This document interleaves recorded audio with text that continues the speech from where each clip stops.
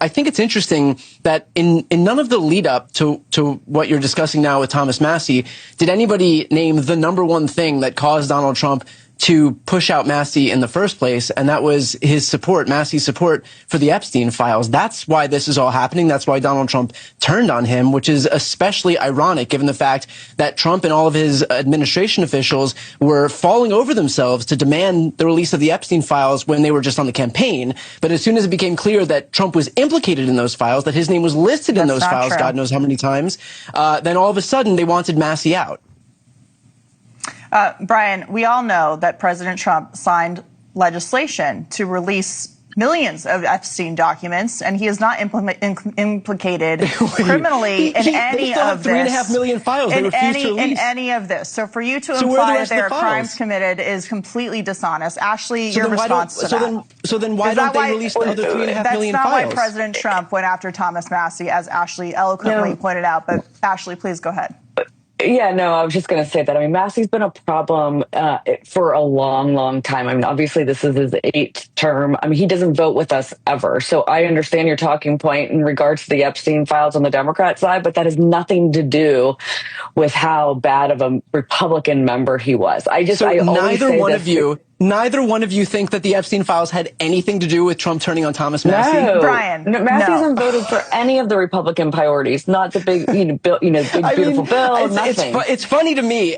I understand. Like everybody has to pretend that the Epstein files on the right has to pretend that the Epstein files are not a thing anymore. But everybody watching and everybody who's going to see this on the internet is going to know how clownish all of this is. That you are both pretending like the Epstein files had nothing to do with this, when the people that Trump has turned on, he's done as a direct result of their support for the Epstein files. The president has been very clear over and over again for months why he believed that Thomas Massie was not the man for the job. The person who replaced him is a former Navy SEAL who is going to go in and vote for the party, for the country, for the president's agenda, when this is a district that President Trump won by 85%. So I know that Democrats only started to care about the Epstein files when it was politically convenient for them. They had nothing to say about it for 4 years under Joe Biden when he was in charge of the DOJ. They were releasing nothing. President Trump is the one who decided to sign the legislation to release these documents, and I find it quite interesting that when I ask you who is the leader of the Democratic Party, when Barack Obama and Kamala Harris got their butts kicked tonight in Georgia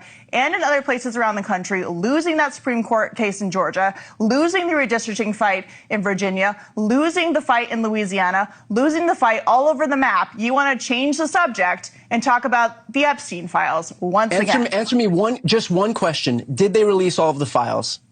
They are in the process of redacting to release all the files because we want to make sure, and I would hope you would agree with this. Look, I'm not going to allow a conversation that's supposed to be about elections to be derailed by you to talk about the Epstein files when you don't want to talk about how the Democrats lost tonight. They continue to lose. Ashley, Thomas Massie is not in Congress for one reason. Democrats are losing to President Trump. He is the leader of the party. He co-sponsored the Epstein files. Brian can't even tell me who's in charge of the Democratic Party because Barack Obama clearly isn't. He keeps losing. Of course so he's Ashley, not. what shape are Democrats in when it comes to November?